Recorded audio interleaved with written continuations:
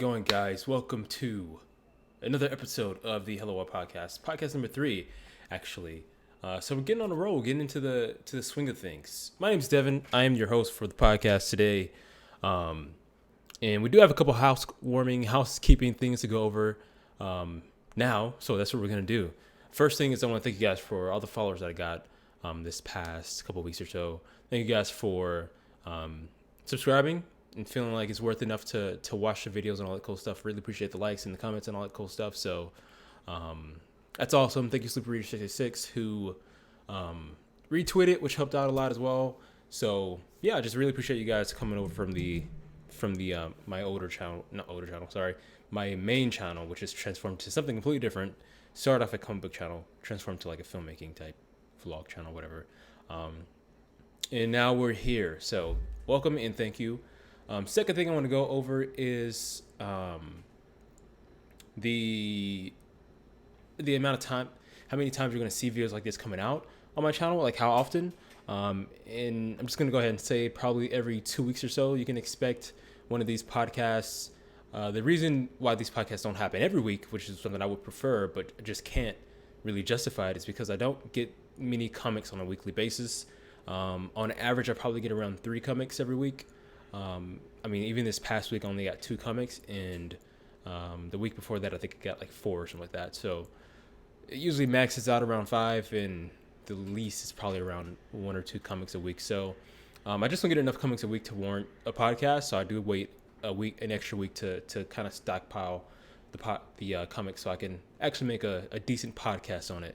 Also want to make sure these podcasts don't go, maybe they stay around 30 minutes. I initially thought it's gonna be like an hour-long podcast. I can just keep talking. They're gonna listen as they're like commuting or whatever. And then I just figured that maybe the podcast just isn't that important. It's not important enough to warrant like a commute listen or whatever. This is more like, I guess it's gonna be more like a pastime thing where like if you're cooking something or I don't know, browsing YouTube and need some downtime or whatever to fill 30 minutes or so, this is what this podcast is gonna be for. So kind of got to limit my expectations for that.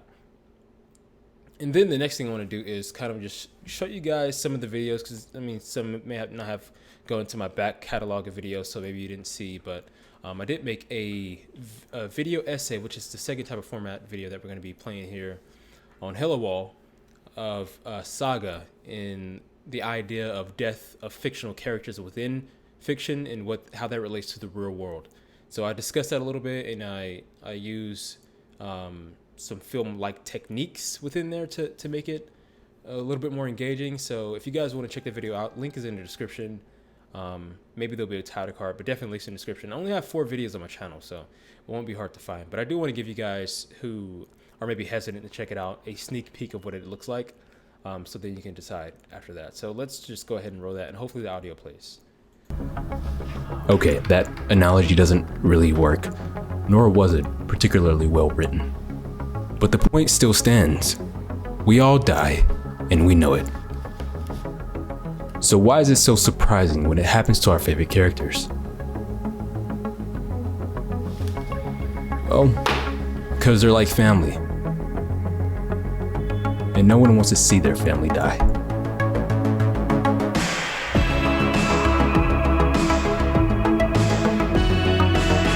Our families are side protagonists of our own stories. They're on this deceptive yet sometimes satisfying journey with us. Should probably have my audio ready. So yeah, you can expect videos like that to come every now and then. There's gonna be less of those than podcasts, because they just take a lot longer to make, and you have to have context, subject matter, and all that stuff. So yeah, but anyways, not much news today. We're gonna go into the fact that DC retires the Vertigo imprint, and they combine all imprints under a single banner, which will be the DC banner, which is sort of misleading because it actually is sort of like 3 banners in a way. So DC has announced that all of its content will be organized and marketed under 3 age-specific labels. So we have DC Kids, which is going to be more toward the teens and all that stuff, and kids books, preteens. And then we have regular DC, which is our standard superhero comics that we've been getting all along. And then DC Black Label, which DC Black Label is supposed to be, from my understanding, the more mature content. So we can expect maybe things like Sandman and whatnot to go into the DC Black Label. Because Vertigo. The thing is, DC Black Label has always been, at least for the short year or two that it's been around, has been like Elseworlds superhero type stories. So it'll be interesting to see how they take non-superhero stories like Sandman, for example, Lucifer, etc., and they bring it over to the DC Black Label without that Vertigo title being under there. Vertigo has been around for a while, so it's surprising to see them. It's not necessarily surprising to see them go away, and they're not really going away. I'm not sure if anyone's like losing their jobs. That would be really crappy. But I know a lot of the writers and colorists and letters and all that stuff, they're gonna have a place to go. It's more so the marketing team, the organizer, maybe some of the editors may not have a place to go. So hopefully they have that figured out. I would imagine DC Black Label has their own team, so maybe they can use a couple extra people with a couple extra hands around the work area to help them sort those all those new titles, the influx of new titles coming in from Vertigo to DC Black Label. So this is starting in January 2020, according to this article. This is about CBR, by the way. Pretty sure you guys are all familiar with CBR. Really reliable source. For the most part. What else we have here? New label system will result in imprints like Vertigo, DC Zoom, and DC Ink being retired. Current titles under these imprints will be absorbed into one of the three labels. So, yeah. I mean, that's pretty much it as far as it goes. There's not much else to say about that. At first, I was a little bit sad about it because, people losing their jobs and assuming that we may lose the titles to something else, maybe to an independent company, which would be fine. But I would imagine DC has the rights to those. But it seems like they're just absorbing everything upon further reading and further researching it. So everything will be fine, I'm pretty sure. So now we can go on to the comics portion of the review. So this time we don't have, we have actually a good handful of comics, surprisingly. I'm just pulling up, excuse me, I should have this prepared. Pulling up the, for the pull list later. But anyways, today we're going to do the same sort of countdown method that everyone's literally doing, which is like the fun method. It's in meta, so it's cool. It's something that's been around for a while, so people just tend to like to put numbers on things, so that's what we're going to do. But today is going to be a little bit of Action Comics and Batman. We're going to finish out Invisible Kingdom pretty soon. We added on some stuff to Excellence, and I picked up some new titles as well that maybe you guys weren't expecting to see. So yeah, let's just jump right into it. So you can expect this list to be from least enjoyed to most enjoyed. I don't really like to put a number on things, so I may not, but I may do it just to help you gauge as to like where, because it's pretty vague if you don't give it a number, I guess. Newest issue of Action Comics 1012. So if you guys can see that or not. I love this cover. I think it's really sick. You see a hand reaching out of the bottom, which we can assume to be Miss Good's hand. I forget her first name, but the new chick that Brian Bendis introduced within the once they rebooted, not rebooted, but once they sort of brought him onto the Action Comics title, he introduced a slate of new characters, and Miss Good was one of them. And it turns out that she actually has the ability to turn into this red mist type situation thing, and she's been working sort of as a villain undercover who worked for the Daily Planet. So yeah, this issue was sort of convoluted in terms of, I mean, just text boxes and even the art, the borders within the art, like outside of the borders had a bunch of art within it, and it was sort of overwhelming. And I understand why they went for that, of course, when it came to the Thorn chick and her abilities in the middle of the book, but it just seemed a bit overwhelming to me. There was a lot going on, a lot of boxes, a lot of characters, a lot of background attention as well, which usually you want to focus on the characters, I guess. But yeah, this book just had a lot going on text-wise as well as art-wise. So it was kind of confusing to stay focused on some things. Overall, the story really doesn't have much to offer. I don't feel. I've missed most of the Action Comics leading up to this, so I'm sort of unclear as to where things are headed and where they've already been. So I'm just playing catch up at this point. So this is more like a filler issue for me. Nothing super special happens. See if I can remember exactly what happens. I know Mr. Good spends time speaking to Thorn, and they ask Thorn by the end of the book to join Leviathan. So we see Leviathan in play like he's always been throughout most of this arc, at least, which ties into the actual event Leviathan. So I'm just wondering if this is going to be worth picking up in terms of the event. I would imagine you get some background information that may be useful. To see the character Thorn, which is introduced from my perspective for the first time ever that I've seen her. I don't know if it's the first appearance, but this is my first time seeing her. The character Thorn being introduced. If we see her in Event Leviathan issue number 2 or 3 or whatever it may be, that may make it worth it because it has a tie-in and it gives it relevancy, which is always cool to see. But other than that, there's nothing super special going on. I'm not necessarily impressed by the writing or the art. There were some cool sequences with the Thorn character whenever she turned into her Thorn self. She was a split personality person, so she was a very nice girl when she wasn't Thorn, and then when she turned to Thorn, her superhero or her like anti-hero moniker, she would fight crime. So sort of like a Punisher, but much more gruesome. Yeah, that some really cool scenes where she'll be painted in all red. The entire panel will be, and then you can see the action going as well. So. Not impressed, not really interested. It's much more of a meh issue for me, and I'm not seeing where this is actually going yet. I just know there's ties into Leviathan, and I want to see how this side story, what it has to do with anything in relation to Leviathan. So seeing a character like Thorn coming into this will be fun. Not because the character is necessarily awesome or anything like that, but just to see it tie in somehow, I think it will make it useful. So it seems like Leviathan's building an army, and that will probably tie in. The next one on the list is Batman issue 73. This is the most recent issue of Batman. I really love this cover. The art inside is fantastic. And I was having trouble actually rating most of the rest of my comics because they're sort of close as far as like quality of content goes and just quality of the book itself. The art in here is fantastic. Like I said, I'll show you guys a couple of panels if I can figure that out. But in this story, we have Thomas Wayne, which I'm not sure why Thomas Wayne is alive or in this book at all, or how, because like I've said, I've missed tons of issues, so it's not very clear to me. But I'm just gonna roll with it. So artist does a good time. I love the way this artist draws their figures, but they do a good job at getting the color temperature according to the daytime and the light and all that stuff. They get a good job of doing that, right? So whenever it's dark, it's blue. Whenever it's warm, you get the warm color. So basic stuff, but it definitely adds value to the art, in my opinion. So cool art scenes like this where we see these guys fighting. I'm not too in love with the panel itself, but it is meant to, I think, build chaos.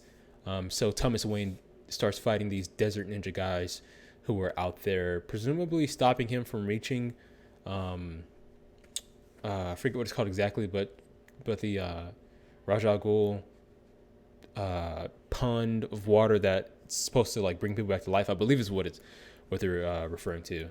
I think they're here to defend that, from what I can tell. Otherwise, they're just fighting them randomly for no reason. Just, I mean, maybe a territory thing, but other than that, nothing super special. But I do like how they did the little art sequence there. I like the interaction between Thomas and Bruce. I've never actually seen that in many comics. Usually, Thomas Wayne is dead, so this is an interesting take on it. But other than the art itself and the fact that the big surprise toward the end, so spoiler for you guys, is that this is some more cool art that Thomas Wayne has. They've been carrying around this little casket in. Bruce has been knocked out the entire time, so he wakes up and Thomas is like, Bruce is wondering what the casket is. Thomas is like, you'll figure it out eventually. You'll figure out where we are, and you'll figure out where we're going, and you'll figure out why the casket's with us. And by the end, Bruce puts it all together, and he says he wonders, he notices, actually, I think this is it. He notices that, or it comes to him finally that his mother, Martha, is in that casket, and the father's going to complete their family by bringing her back to life. And it doesn't say exactly what the what they're going to take them to.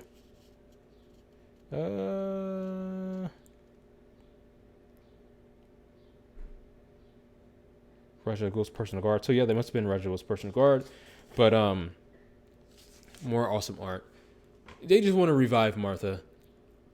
So I'm wondering if that's how Thomas Wayne came back to life. If Bane was a part of that, it's still leading up to that Bane arc. So very interesting stuff as far as like plot development.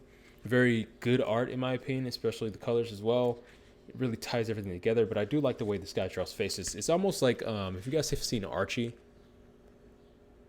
It's almost that Archie like drawing style. So yeah, I mean, again, nothing special. I mean, the art's amazing. That's special, of course. Story is developing in an interesting way. I'm more so just curious as to like how all this ties in, or what all this means, I guess, and how it all ties into Bane's story.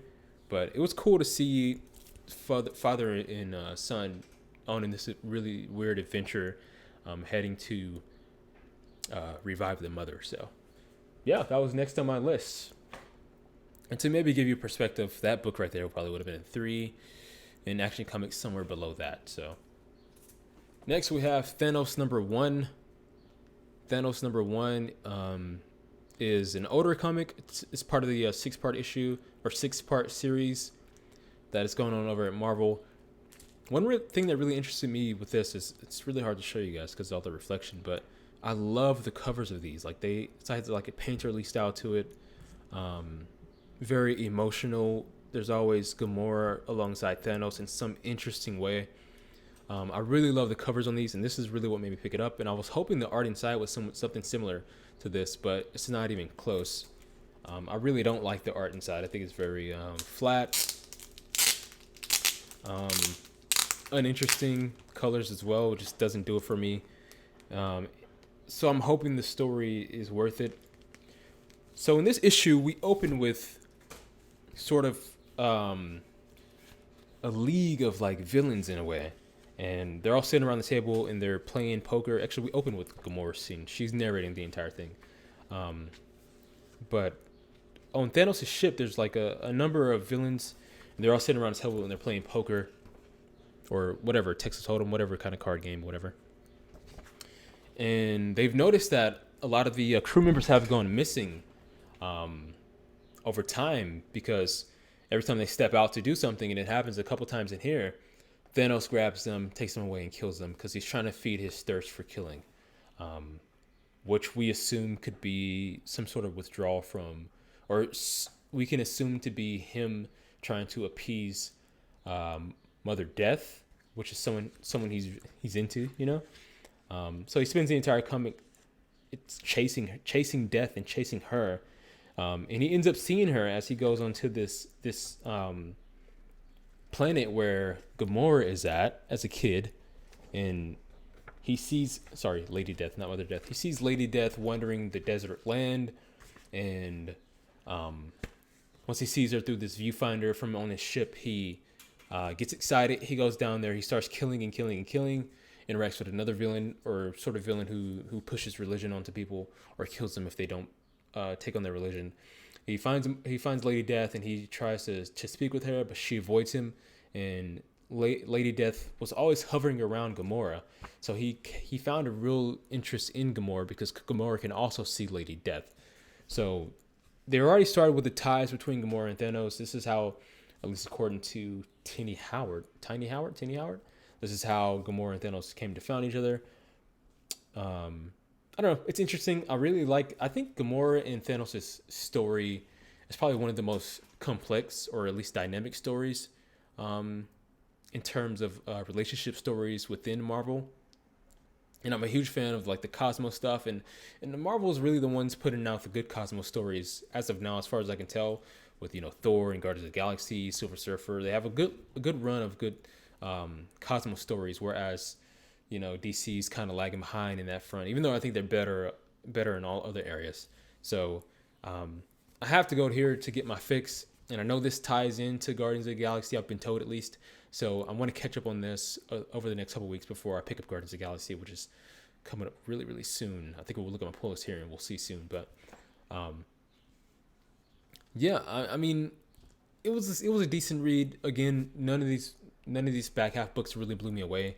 Um, I really like the cover on this. I think the story's headed in an interesting direction, but I hope they play on more of Gamora's relationship with Thanos and how she views Thanos. And of course, they've already told us that Thanos is dead in this book, dead, beyond this issue, and Gamora was the one who killed him. So I want to figure out why that happens. It's a good mystery to set up. That's one thing to keep you reading, is that you want to know why Gamora killed him. Was it revenge on her parents who died in that attack, or maybe she just became some sort of anti-hero or hero, flat out hero, because she joins Guardians of the Galaxy and all this stuff. So that could be her. I don't know, her part of her story arc. It's just I just really like the Gamora character, and I like the Thanos character, and I think they have some of the most interesting stories. And even within Infinity War and Endgame, I think Nebula had one of the most interesting storylines from Infinity War to Endgame. So hopefully we can see some tie-ins with Nebula. Otherwise, I don't know, we'll stick with this and see where it goes. Yeah, I'm interested in seeing where he goes. So I'm definitely going to stick with this. It's only a 6-part issue.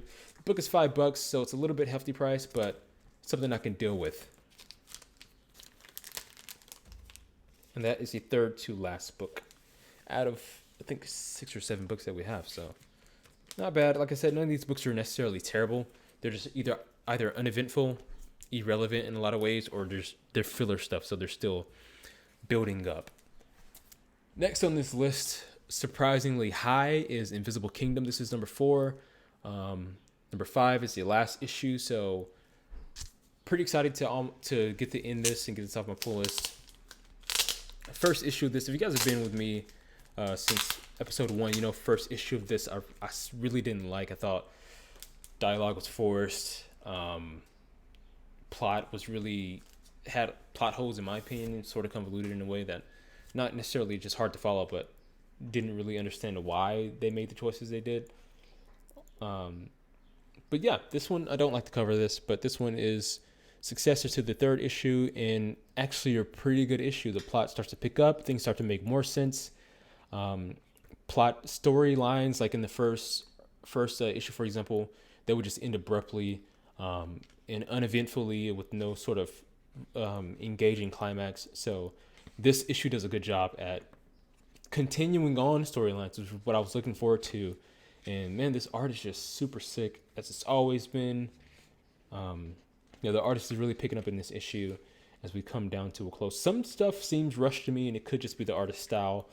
Some things are very detailed, very painterly, and some things are just like sketches almost, like they just went over it with a quick sketch and that was it.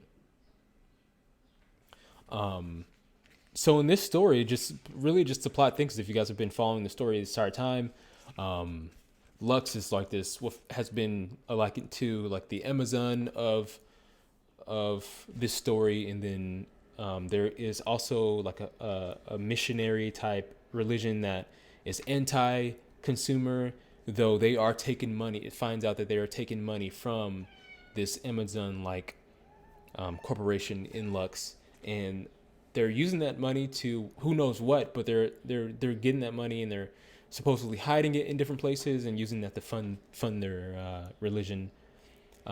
Sort of alluding to the fact that these bigger entities, whether they be authority type entities or not, they're sort of taking advantage of people, making them think one thing while distracting them with this hand while going under the table with this hand, and screwing us over. So they get found out this time. Instead of being chased by Lux, they were chased by these I want to say monastery people. I forget what they're called exactly, but renunciation, I can't figure out what they're called. But anyways, they're being chased down by them, these guys, and check out some of that art. And they're being pushed away, and they do end up escaping through some quick maneuvers, and story advances from there. They start to build more relationships between the characters, most notably the main character Grix, and her assistant, who worked with Lux, directly with Lux and with Grix, had to choose between Grix and Lux. Do you want to work with Lux, the corporation? Do you want to work with the ship? And they end up showing us that they have been in some sort of on and off relationship the entire time. So you can see character relationships start to build.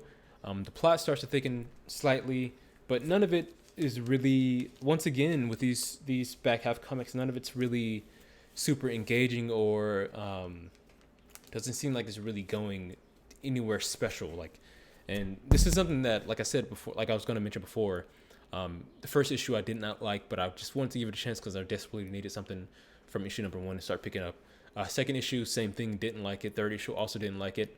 And it would have been something I would have dropped, but since it's going 5 issues, if it would have gone 6, maybe I would have dropped it. Since it's going 5 issues, I figured I might as well just finish it out and have the complete run for the first part of the story in my collector's bay. But I'm not a fan. I mean, I don't know who G. Willow Wilson is. Christian Ward has some amazing art, so I'm excited about some of the work this person is going to be doing in the future. But G. Willow Wilson hasn't really impressed me at all with the writing, so we'll see how that goes. Third period we have is Excellence. You guys heard me rave about Excellence. Did I talk about this already, actually? No, this was a new one, I think. I just want to make sure I didn't actually talk about this, because I talked about Excellence the last vlog, and it must have been... let me go to my channel. This issue was great, though. We dealt more with Dell and his attempt to bring back his grandmother. This is the second issue? Yeah, this is the second issue. So I think we may have already spoken about this, guys.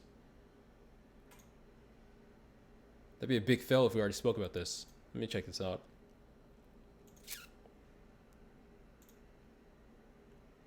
No, we spoke about the first one. You didn't speak about the second one. Okay, cool. I'm behind on picking these up, so I sort of got confused. But yeah. So in the last time we spoke about this, so this is spoilers for the story, obviously. Last time we spoke about this, the grandmother suddenly started dying for some reason. She was hospitalized, and Dell, who was the son of is the main character and the son of the main character's father, wanted to save her by using magic, but the father was too, quote unquote, cowardly to use magic because he's afraid of this guy here, which is like sort of the protectors of magic, which keeps the magicians in check from breaking the rules and all that stuff. Carrie Randolph's art in here is really spectacular. I hope you guys can hear me well. Okay, Carrie Randolph's art in here is really spectacular. Hopefully it's not too quiet the entire time. Really spectacular. The writing here from Brandon Thomas is again spot on. Very emotional writing, very poetic writing. This guy does a good job at building the scene. Does a good job at expressing who these characters are. And honestly, I wouldn't wish for any other team to be on this book. Sometimes I imagine, like, if there was a different writer or a different artist I want to put on this book because it would be better. Like, for example, Jorge Jimenez, I like to pair with every writer because I think he just does an amazing job. But of course, it's not possible to have him do every single part of the job. But man, just the art in this thing is super sick, and it's very stylized, very personal to Carrie Randolph's art style. So if you're into that, then you're into it. If you're not, then maybe you won't like it. But just fantastic art. And we're still trying to figure out, like, even this, like, some of these characters, there's only a couple characters. See, only the deserving. Then only a couple characters are darker skinned characters, and they obviously stand out compared to the rest. So there seems to be some sort of race related thing when it comes to this, because as we discussed before, all the magicians are black, and the people they protect or supposed to protect, and I want to say protect and serve, but serve sounds kind of bad, are all white. So it's interesting. I wonder what kind of commentary they're trying to say about that. But regardless, he goes in to take this item from their main headquarters, like, forbidden area, and he runs into this thing here, which is meant to, what are they called again? I know what they're called. I've had it on the tip of my tongue, but I just can't remember exactly. But anyways, these guys are here to protect to stop, like I said before, gatekeep magicians, make sure they don't get out of hand and start using artifacts and stuff like that they don't really need. But he goes through this interesting character arc where he's grown up in front of our eyes, so he's sort of learning how to be a magician, but not only a magician, but a man in the process. So he's learning about the rules of life, and he's growing up and he's becoming aware of people's personalities and people's intentions when it comes to what they're trying to get out of relationships with him. Not any kind of deep relationships, but like surface level stuff. Like this guy, for example, who was sort of a friend of the father's, but he's here to watch over Dell, and Dell shows that he has some sort of, initially in this scene here, actually, he tells him that he's not his brother, because they're not, but you know, people call each other brother all the time. He's not his brother, so he's not, he doesn't feel a closeness with him. He feels betrayed by him a lot because he supports his father, and he's having a hard time trusting his father as well because he feels like his father's a coward. So later on, this guy ends up attacking this guy and hurting him, and he gets really defensive of him. So obviously he still cares about him, and this guy's character design is really sick, by the way, with the beard and nose ring and hair. Looks really cool. Obviously he cares about him, but he's reluctant to show it because he's going through all these emotions that most teens go through. The rebellious phases, questionable phases, but he's just going through it as a magician. So it's a bit more of a dramatic transition.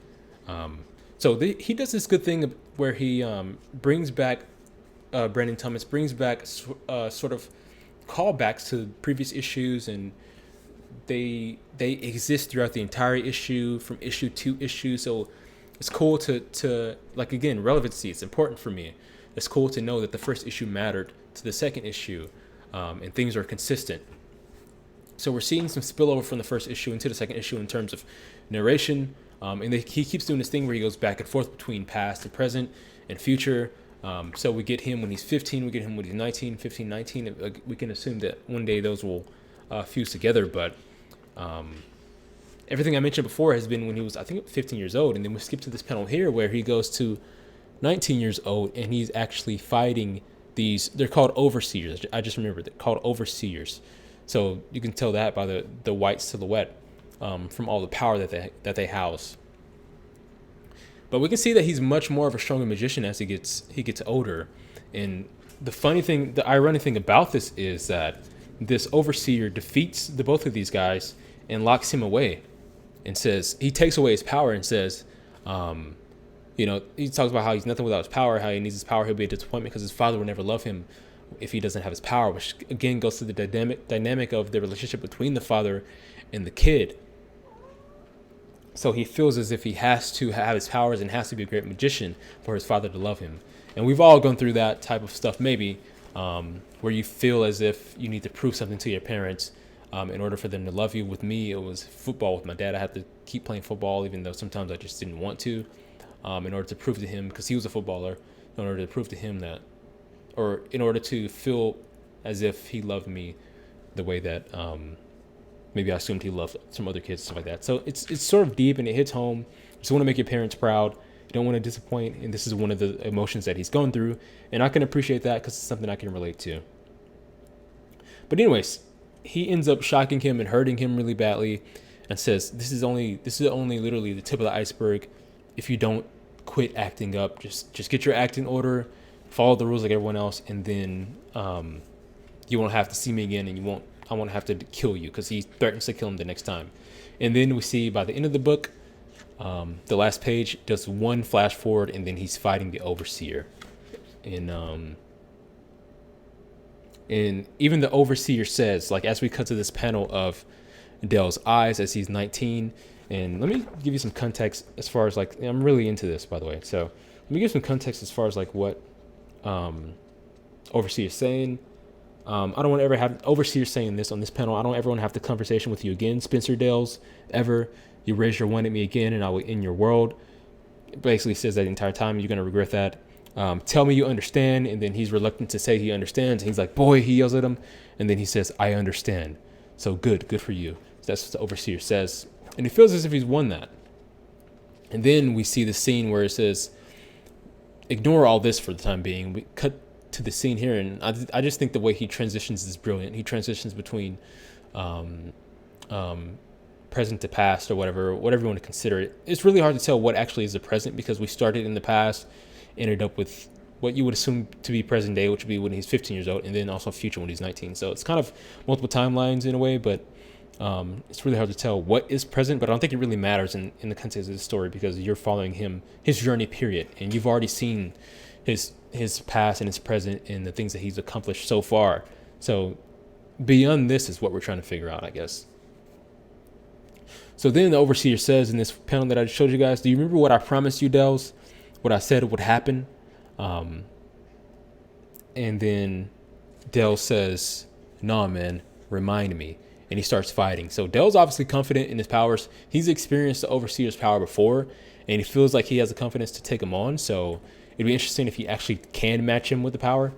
But man, it's just really intense stuff. Awesome story writing, great dynamic with relationships, good art all around. Like I said, interesting relationships that are real. It's not, the dialogue's real as well. If you guys have ever experienced dialogue like that before, it's something that's common, something that's real. And man, the covers are awesome. Everything's about this just awesome. I'm really enjoying it. A book like this is getting damn near 5 stars out of me. I'm not gonna say 5 because I don't really like to say anything's perfect except for Saga.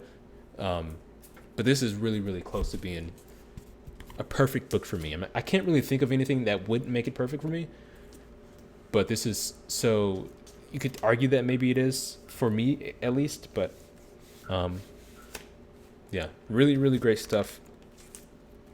And upon reflection, I would actually probably put this kind of ruins the entire point of the countdown, but I would actually probably put this towards number 1. And like I said, some of these books are interchangeable. I definitely would say I enjoy this the most out of all the books I've read.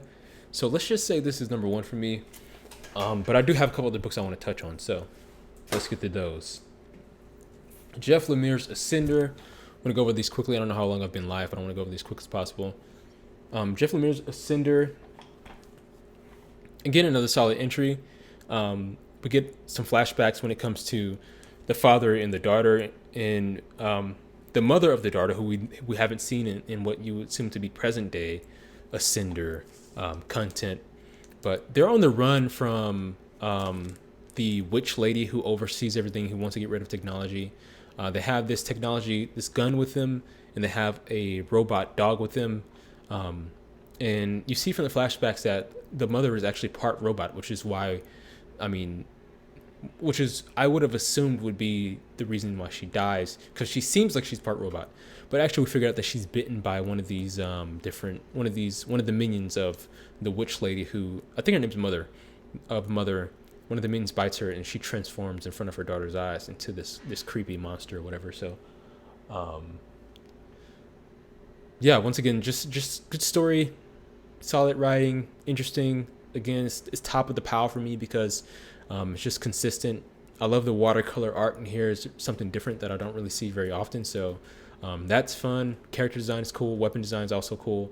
And the story's interesting. And there's levels to the story. There's not just one layer of story. There's multiple layers and multiple characters involved. So I think that's as far as it goes. We see the mother transform into the character, and then cliffhanger once again. So yeah, I wouldn't rate this higher than excellence. I had it out of order on accident, I guess. But yeah, still solid. Still something I'm going to be picking up, no doubt. Last book for the review, guys, is Fair Lady. Man, the reflection on these things is terrible. Fair Lady is a book that has been talked about a lot within the YCC, at least amongst the guys that I watch a lot.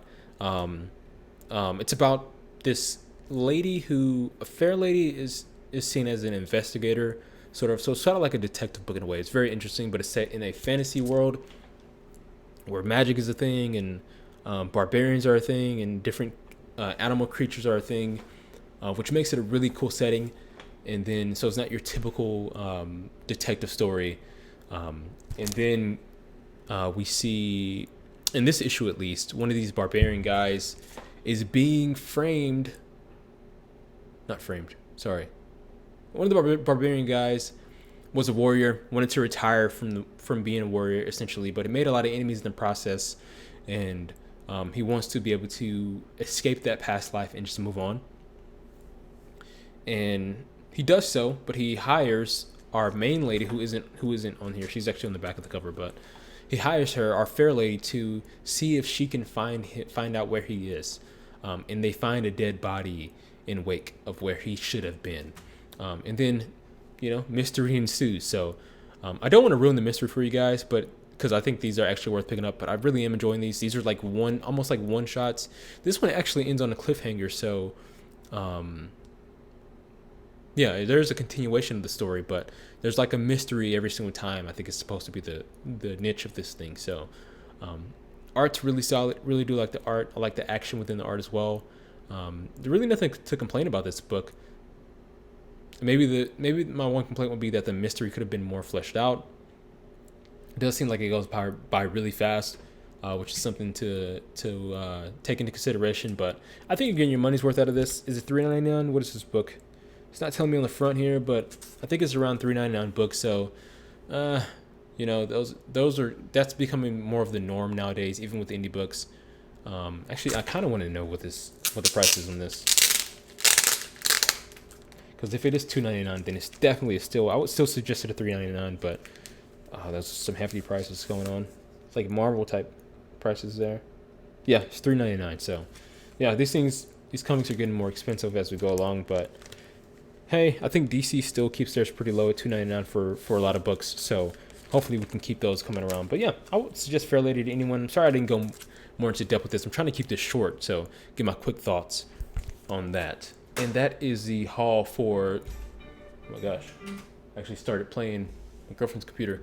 That is the haul as well as the review for the past 2 weeks of comics for me. We're going to go into my pull list for next week for you guys, and then after that, I will let you guys go. So thanks again for sticking around and talking comics with me. If you guys picked up any of the books I picked up, definitely let me know in the comments below. So we can talk about them. Go to release calendar here.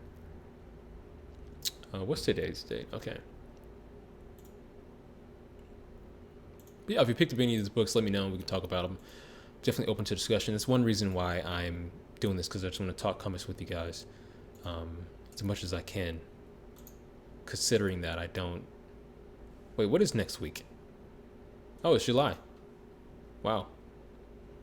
Oh my gosh, time is flying. I'm so hungry as well. So, let's see what's coming out. This is what I'm looking at right now is Image Comics. So let me actually pull this up so you guys can see. Hello, camera?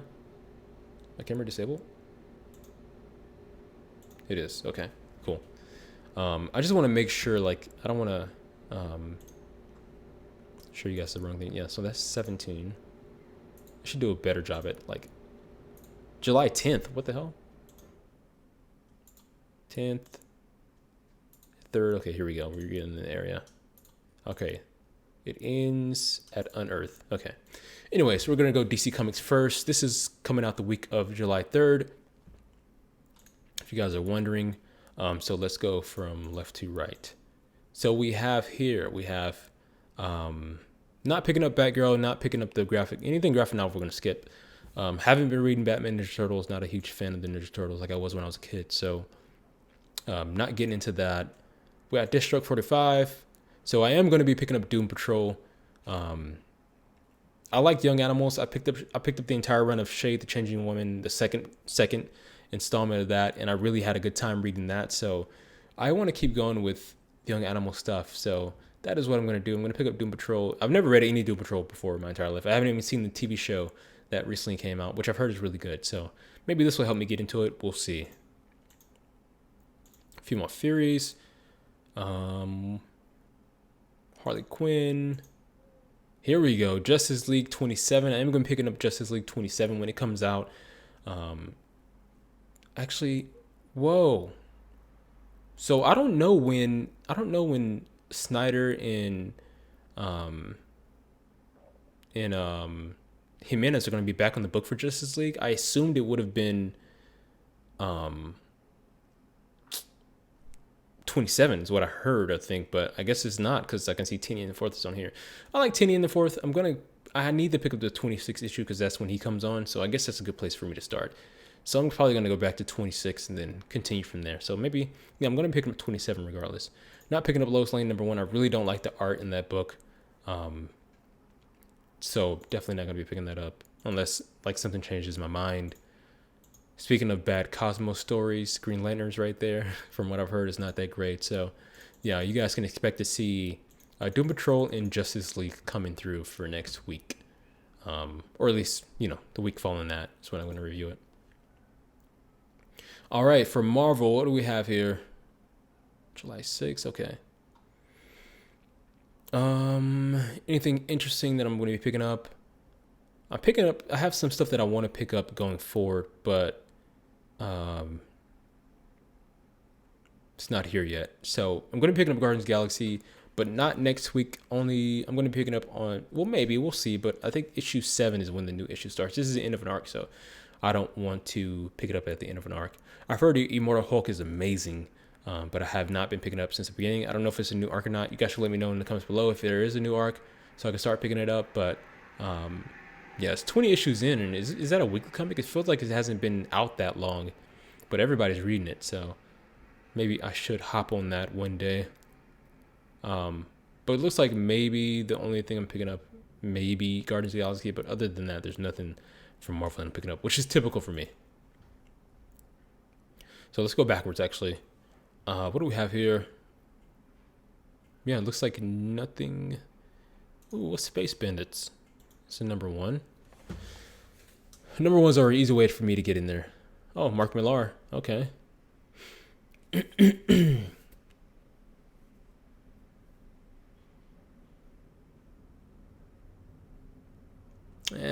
Seems all right. We'll see. I don't know. I'll probably flip through it when I get to the shop, but not really excited about that as far as what I read. Thumbs number 2. We know that I reviewed Thumbs in I think it was last week's haul or whatever, and was not a fan of it at all. Gave me some familiar vibes from like Paper Girls in terms of it being about kids, and the art reminded me of Cliff Chang's art, but it really just didn't hit home with me. So didn't like that. Sea of Stars I've been seeing in previews of Ascenders because it's sort of like the same type of story, like sci-fi involving a kid, but didn't really amount to much for me. So anyways, thank you guys for tuning in. Really appreciate you guys being here. Subscribe if you're new.